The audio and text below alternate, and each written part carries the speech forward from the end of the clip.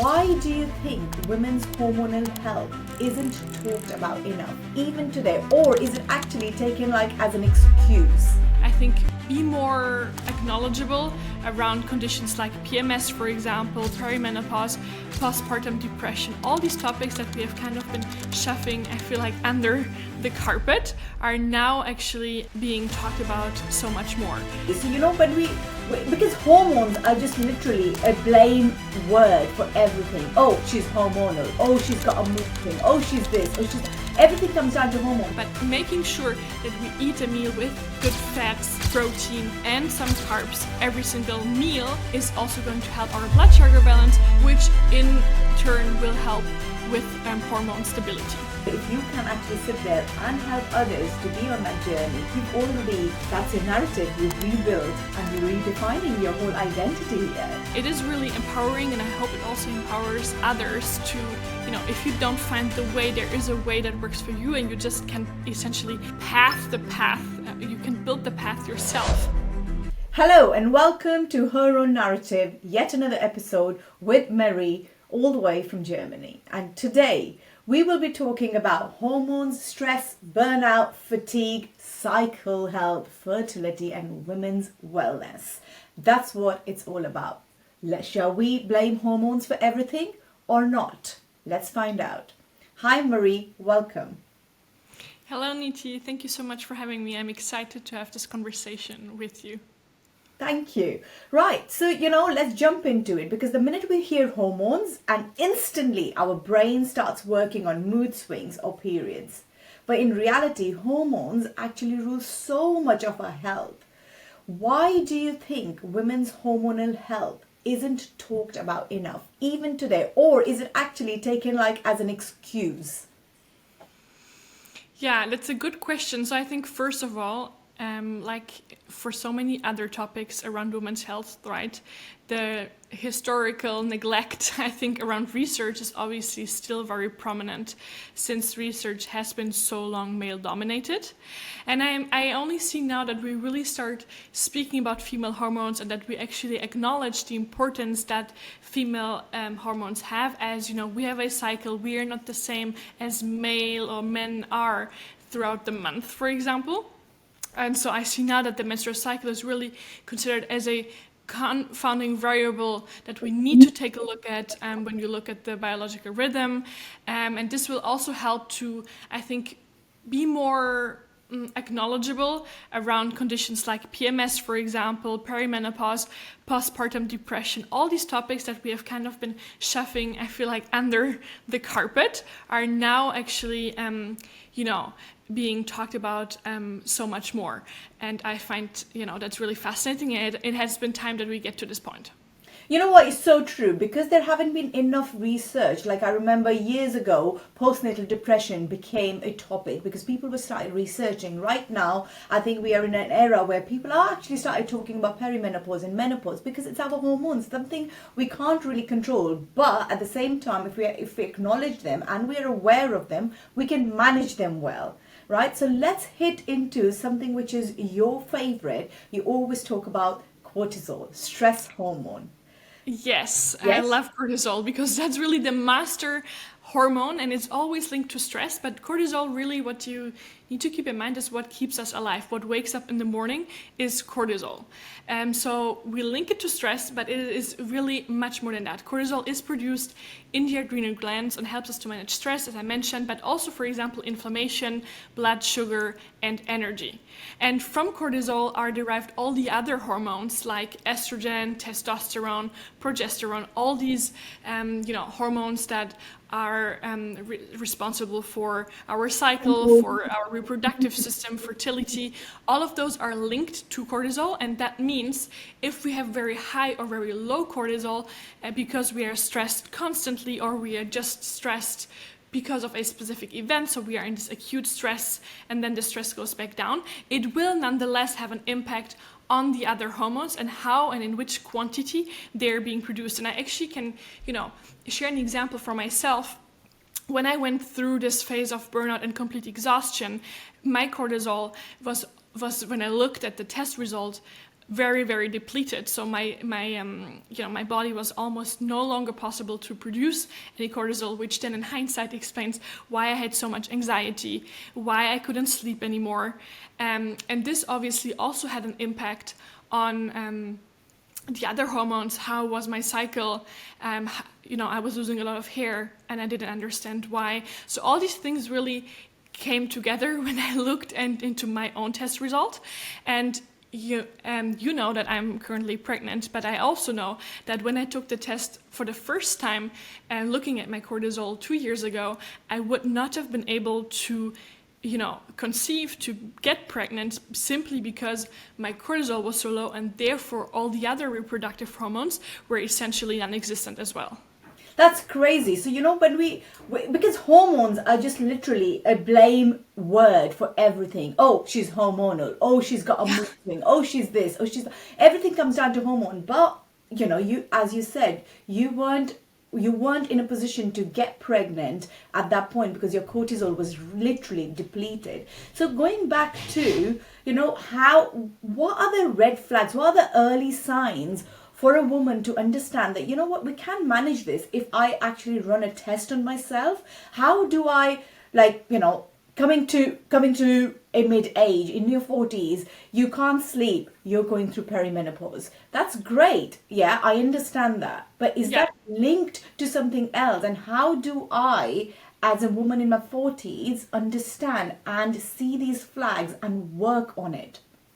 Yeah, so I think, for example, energy, mood swings, if you see very big changes in your skin, your metabolism, sleep. I mean, for me, energy and sleep are probably the most prevalent signs where you see, okay, something is off. I've been used to, I used to sleep well. I used to feel nicely rested after my 8 hours of sleep. And if all of a sudden this is no longer the case, for me, that's one of the first indicators that something is off with your cortisol level, and then obviously that is also linked to the other hormones behind that. And so I would say looking at the sleep and energy level is really the baseline for me, because we can all observe quite easily the changes there if we haven't changed anything else. So tell me one thing, like right now what you said, you see the change in the pattern of your sleep or hair fall or something. So what is the step one? What is step number one here? What do I need to do at this point? Do I need to go and see my GP and say this is what's happening, and how do I run a test on myself for cortisol levels? Yeah, well, this is obviously what I would say from a functional practitioner perspective. I would say it's always best to start with the test, because then you have the real data on what is happening inside of your body. Now, obviously, hormonal imbalances that then link to sleep problems, for example, are linked to other things as well, like stress and lifestyle. Am I living a very stressed life? Am I scrolling, on my phone until I'm essentially falling asleep? This will impact your circadian rhythm and therefore your sleep and your stress levels. But I think looking at the gut health, for example, is something that is often overlooked, which is actually really, really important for the detoxification and the absorption of nutrients which are necessary for hormone production. So that's maybe something that you could do in form of obviously a gut test. And then something else especially important for women, especially important as we get older, is the liver function. Because the liver is, a huge organ we often forget about. We think about it, I think, at least I thought my liver must be perfect because I'm not drinking any alcohol. But unfortunately, the liver does more than metabolizing alcohol. It's really responsible for the detoxification of estrogen, for example, and of hormone metabolites. So it can really help looking into the liver function and supporting the liver in the right, proper way, especially as hormones, get off throughout peri and then menopause. And then blood sugar balance, I think, is another very important thing that we can do without going to a doctor, is thinking about how can I have a blood sugar balanced meal every single time I eat, meaning, a lot protein always has to be part of what we eat. I'm not going to give an estimation of how many grams of protein you should eat, because I think it's very individual, but making sure that we eat a meal with good fats, protein, and some carbs every single meal is also going to help our blood sugar balance, which in turn will help with hormone stability. You know what, Marie? It sounds very, very informative, all this. Tell me, how do you manage this with a busy lifestyle?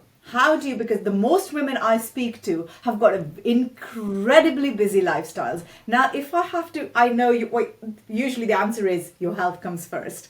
But unfortunately, we are in that cycle where, everything is like we're literally a hamster running on the wheel, and it's like, how do I break down? Where do I start? What do I do to actually balance and listen to my body? And the most common question usually asked by women right now is, how do I balance my hormones naturally? Yeah. So I think, at least for me, it's really about incorporating and finding those micro habits that work for you, and it doesn't have to be perfect. But we all have, the capability, I think, to build on habits and to kind of habit stack, what I call. So for example, it's really important, as I said, to adjust your body to your circadian rhythm. That means what you could do first thing in the morning is when you wake up, instead of taking your phone or instead of, turning on the TV or radio or whatever you used to do, is really to go outside and get a glimpse of the, morning sunlight, morning light. It doesn't have to be sun, and stay outside on your balcony perhaps for 5 minutes. And ideally you could habit stack that with a glass of warm water with lemon and perhaps a bit of, very pure salt, Himalayan salt or whatever, or other electrolyte salts. In that way, you already support your liver through the water with lemon, and you do something for your circadian rhythm, for your cortisol, straight away in the morning. That's, for example, one, easy to implement hack. Maybe if you can stay outside 5 minutes, 2 minutes is good enough. You're stopping my black coffee with warm lemon water now, because I did read on your blog that having coffee on empty stomach is actually giving you high cortisol. Is that right? Yes, it gives you this cortisol spike that you don't want to have. So indeed, drinking coffee on an empty stomach is something I would definitely stop or recommend stop doing. You can have coffee later in the day. I like to have my cup of coffee after lunch, but not directly after lunch. So maybe an hour and a half, 2 hours after, because coffee also usually blocks or slows down the nutrient absorption of what you eat. So imagine you're preparing this very nutritious meal and you're drinking the coffee straight away afterwards. Well, all those good nutrients are not going to be absorbed as well as if you had your coffee just a bit later. And I guess in general, that has nothing to do directly with hormones, but not drinking too much while eating is also a good tip for anything regarding digestive issues. And we don't need to add a lot of fluids to our meals, because obviously if we chew well enough, the food will become liquid once we swallow it. So yeah, that's another tip. That's very interesting, because I was raised with that belief that, and I think that was more culturally coming from India. You don't usually have lots of drinks with your meals. There's a glass of water before and maybe after, which would be probably half an hour later. That's what is recommended. But I think with the Western culture, it was more like, having a fizzy pop with every meal, or it was like, okay, wine. Have a drink, a glass of wine and this and that. But it's more cultural as well, I feel, and then it becomes a habit. But going back to, so you swapped my black coffee with warm lemon water and a pinch of salt. I'm sorry. That's absolutely fine. If it if these small little habits help me manage my hormones and, get my cortisol levels in balance and in rhythm with my body, they're small fixes. Because that's what I want to get. And hence I want to give easy and, practical tips. Give me one more. What else could I do to manage this? Yeah, I mean, another very I really like to go back to the liver, because I think it's a fascinating, organ. And again, it's very important for us women. Now, you could do a lymphatic drainage from time to time, which is amazing if you wanted to treat yourself. But for me, there are easier things that you can do. at home that don't cost a lot of money and that don't take a lot of time. So I don't know if you do use a dry brush, so a brush which you use on your dry skin before showering, for example. That's great to stimulate your lymphatic system, which will then help transport all the toxins and used hormones out of your body and help support the liver. So does that have to be done, sorry, but does that have to be done in a particular way? Is it go in a particular direction? Because obviously we've got lymph nodes all throughout our bodies. So yes, so you activate those, yeah, that's a good question. So you activate those lymph nodes. I mean, there are, you know, many tutorials obviously online where it's going to be more visual than what I can explain right now. But you activate the lymph nodes by tapping, for example, under your arm, on the inside of your thigh, beneath your knees, and all the way down at your ankle, for example, are the biggest lymph nodes in your legs. And then you brush from the bottom always into the direction of the heart. So you go up. Okay, so from bottom top. Exactly, and then obviously from the top you go down. So on your neck you would go down towards the heart. So the first half of the body, you're saying do you dry brush your neck onwards? Yeah, I also dry brush my face. Oh wow! Yeah, so it really helps me, you know, also getting all this, I don't know, stagnation, get a better jawline, energy. It's really, and it's, I think, you know, we can see all those little hacks as kind of self-care rituals instead of like chores or things that we need to do. I think we can really transform it into a nice experience where we just take really a couple of minutes for ourselves. So that's one thing. And then what I also really like are the castor oil packs, where you put castor oil around your belly button, I mean around the lower part of your torso, essentially, on the back and the front. And then you can put there are special tissues that exist that you put around the belly that, you know, you don't get castor oil everywhere, and that it kind of also keeps the skin warm. You know what? I love these, but my question is, because there is so much information on the internet nowadays, what is backed by science and what is proven results? Sometimes it's a blur line and we try to do all these things, and then sometimes you think, what actually works? Yeah, well, these are all the tips I'm giving here are things that have worked in my own experience. And I haven't, you know, I cannot cite right now any studies for castor oil, but it's been a very old and ancient way of helping the liver. Yes. And, you know, I always part from the idea that if it exists for a long time, then I'm sure it works. The same, for example, like bitters. You know, in Ayurveda, for example, they add in bitters and bitter herbs always before a meal, because it helps with digestion, with getting the pancreas going and producing those digestive, I guess, juices. Yes. So if it's something that has been existing for a long time, then this is where I would say, you know, it is essentially proven. But yes, I think each and every one of us needs to find the things that work for us and not get into this, I guess, trap of trying a new thing every day and then wondering why this new thing that I've tried for one day doesn't work. Yeah, consistency. So it's really it's really for me about less is more, and then rather sticking to those routines that work for you.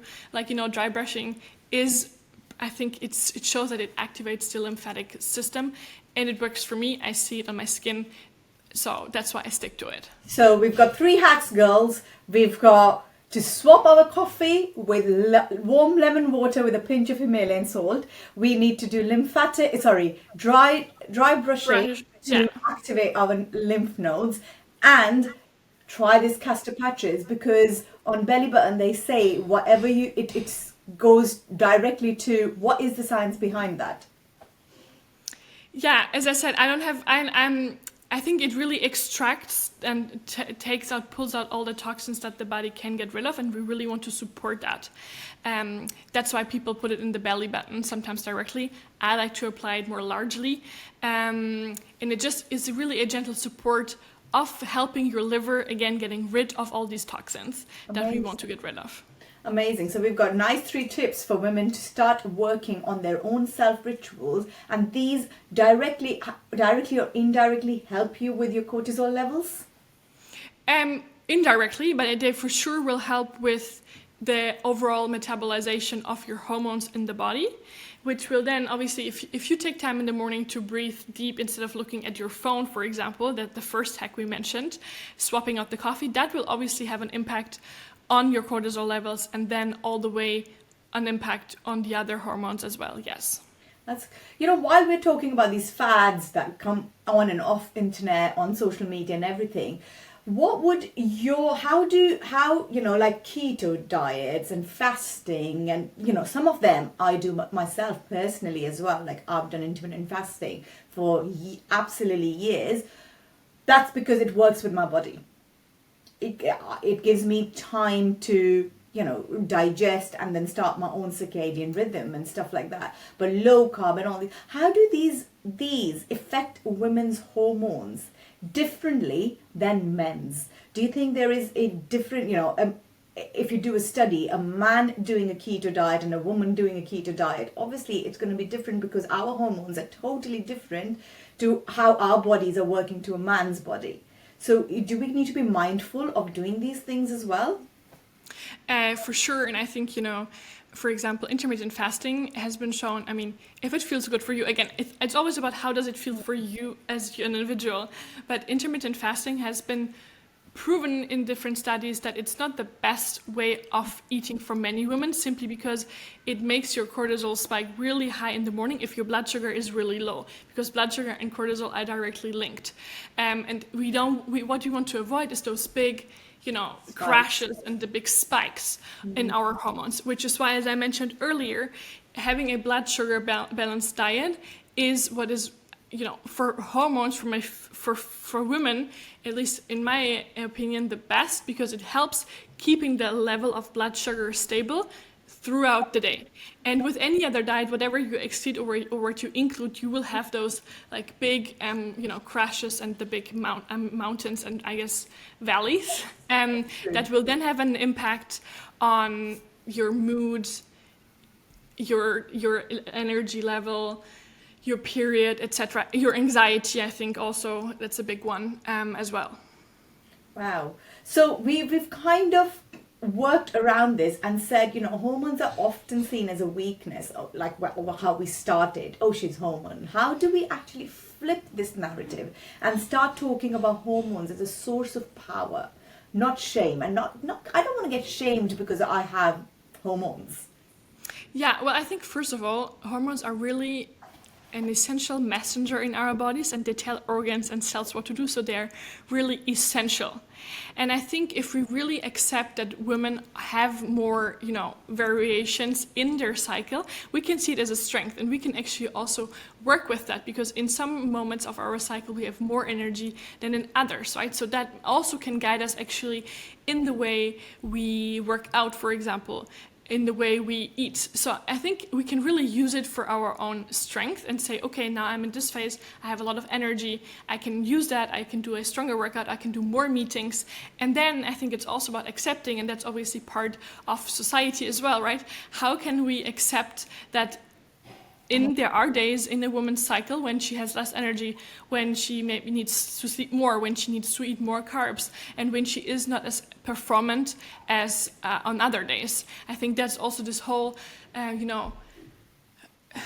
expectation that society has that every day is the same and we can produce and be the same every single day, which is more so true for men, obviously, than it is for women. And I think if we all meaning men, women, employers, employees, I think get into this mindset of accepting that this is the way women work, I think then, we can, this whole conversation, this whole discussion around female hormones will be much more positive and much more empowering, rather than, this annoying topic that nobody really wants to talk about. Yeah, exactly. And also, you don't have to wear a cape every day. Some days, yes. And that's human nature. Yes, we are more guided by our hormones, but do you think it actually puts us at a disadvantage somewhere? Like you just touched upon the topic of employers being a bit mindful as well. So do you think it and again, I'm being very honest and open about how people would think. They'll think, having a female colleague with me I'll have to be mindful of all these things, while a male colleague, I don't have to really work around their cycle. Do you think it actually puts us into some sort of people, if we start talking more about it and start going out there and saying which women have started taking period leave? I can't remember which one of the countries have started acknowledging it. And yeah.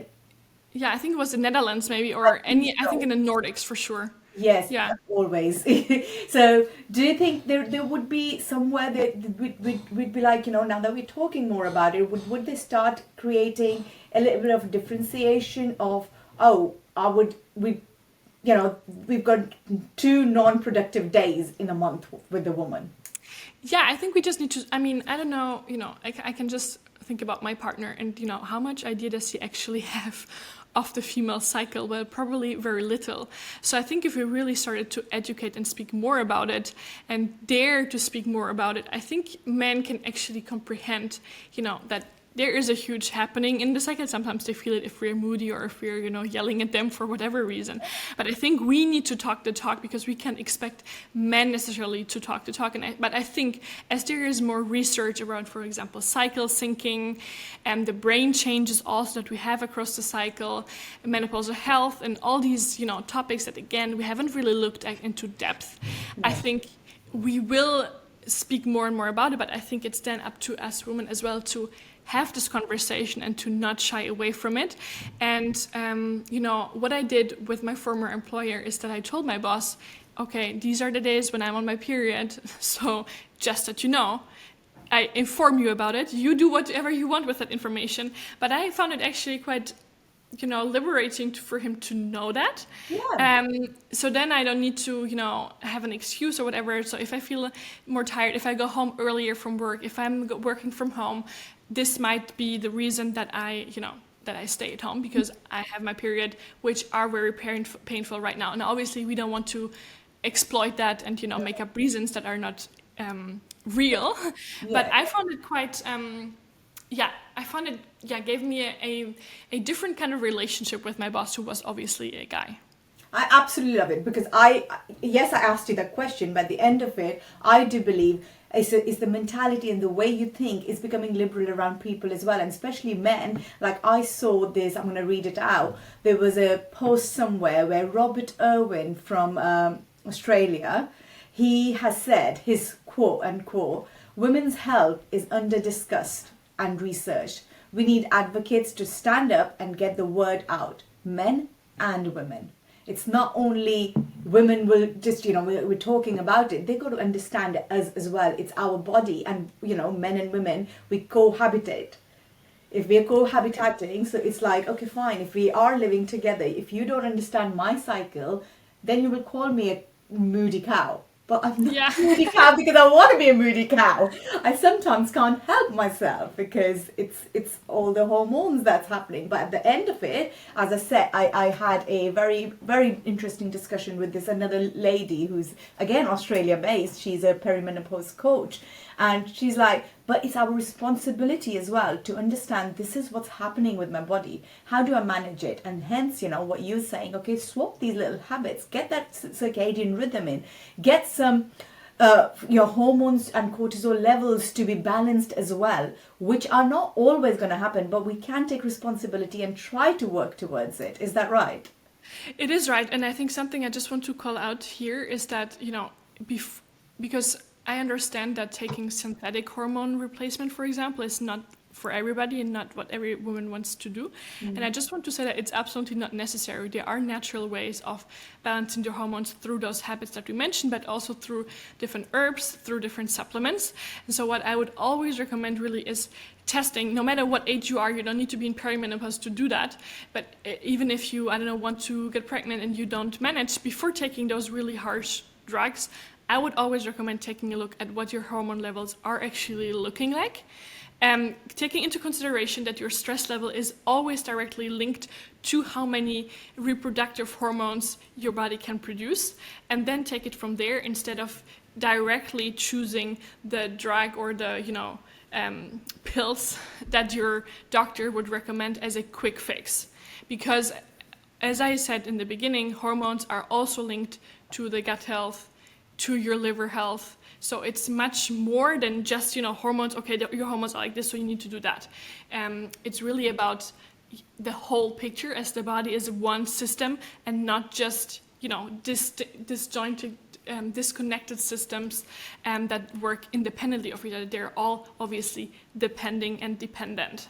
It's like a holistic approach to your health completely, isn't it? It's like, as a woman, we can't just say, oh, I'm perimenopause now, go and stick some hormones in, or, just go and get something, I don't know, injected or start taking pills. Or it's got to be a lot more than, yes, diet is important, gut health is important, your liver, as I never knew, is as important. So thank you for that. While we exit this interview and this podcast, I'd love to know a little bit personal narrative of yours, because at Her Narrative we talk about reclaiming, rebuilding and redefining. What was one way you reclaimed your health, and how do you inspire other women now to do the same? Because I know that the information and the initial chats we had, you were suffering from severe inflammation on your skin. And that's when you started looking into the whole holistic approach into your health and hormones and gut and cortisol. Yeah, indeed. So I was struggling with eczema for the most part of my adult life, student life mostly. And when I came to this point of really physical exhaustion through my work, which I only understand in hindsight, my skin was really flaring up and showing me inflammation all over my body, that something was off, that something wasn't right. But I was, I don't know, I was making quite a lot of money. I was not unhappy in my career, like, per se, but I felt that I'm really pushing very hard every day my body to get up and to do what I'm doing, and that it felt a bit off. But anyway, I was ignoring those signs by applying steroid creams, by just saying it's temporary, it will pass. But unfortunately, it didn't pass, and the inflammation became stronger and stronger. I couldn't sleep anymore. So all these signs that we discussed earlier of, hormone dysregulation, which I know now, became really evident. And only really through the support of my psychotherapist, when she kind of, draw me a picture of the person that I was, dragging yourself very tired to work, not eating anymore, being very anxious.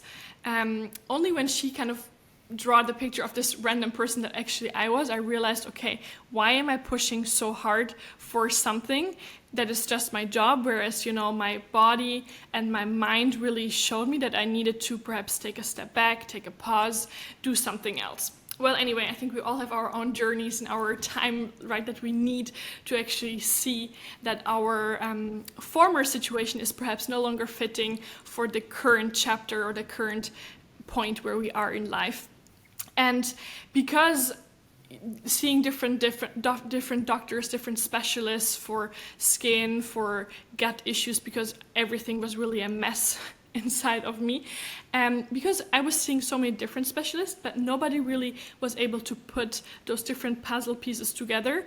That's when I started to dig more into the approach of functional health, which considers the body, as we said, as a whole, rather than, okay, there is the specialist for this thing, the specialist for this thing, and this, like we have today in conventional medicine, which makes a lot of sense for very for very, I think, difficult problems. Like, obviously, if we have a cancer, we want to speak to an expert on cancer.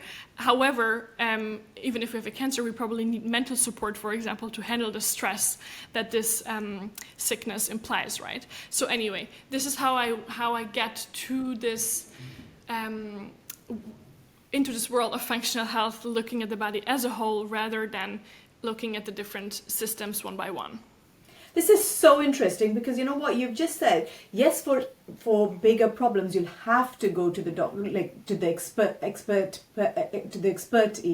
and get the right expertise in place. Sorry, I'm going to say that again. So you're right. For right big problems or something like you said, cancer, you can't just sit there and say, oh, I'm going to look at the other approach to it, because it's something life threatening. At the same time, like my daughter suffers from eczema she suffered from it since she was a baby, but as she's getting older, she's 13 now, and it's getting more inflamed.